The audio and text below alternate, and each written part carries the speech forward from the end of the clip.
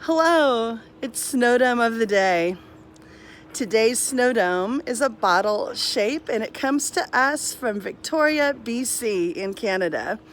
You'll see the red plaque in the front with the place name, and you'll see plaques in the back with the buildings from this famous city. Inside, you'll see snow. Now, we've talked before about what floats inside of a snow dome.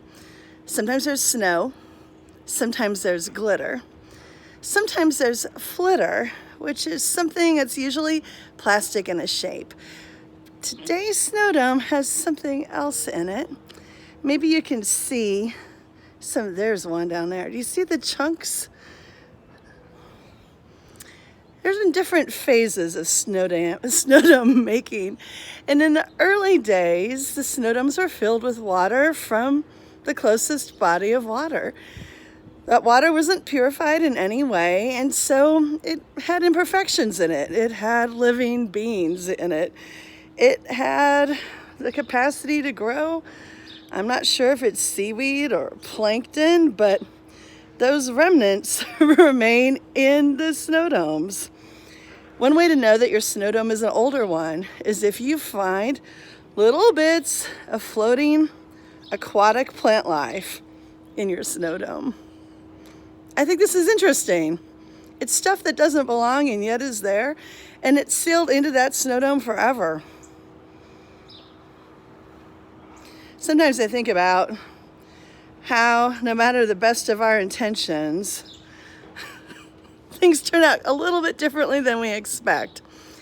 And it adds a little bit to the scene to wonder whether it's a meteor that's about to land in Victoria, BC, whether it's bats that are coming out at night ready to catch mosquitoes, or whether it's just some tumbleweeds that have migrated from the highways of Nebraska. I invite you today to think about the random elements of our life that are not controlled, some of which add to the landscape, some of which might detract, but there's really not much we can do with it once it's been sealed in the bottle of the life. Instead, I think a better solution is to relax, embrace, and see if we can find a way to live together.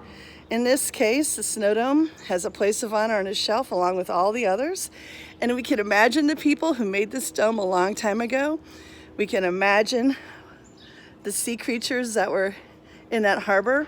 Ooh, and do you see the slidey boat? I forgot to tell you. And we can just enjoy the slidey boat on its track, making its way across the harbor, far away from the harbor where this snow dome was created. That's an eclectic morning devotion for you. I'd say what I'm thinking is that God loves all of us. God's creation is what it is. We interact with it the best we can. And for that, we give thanks.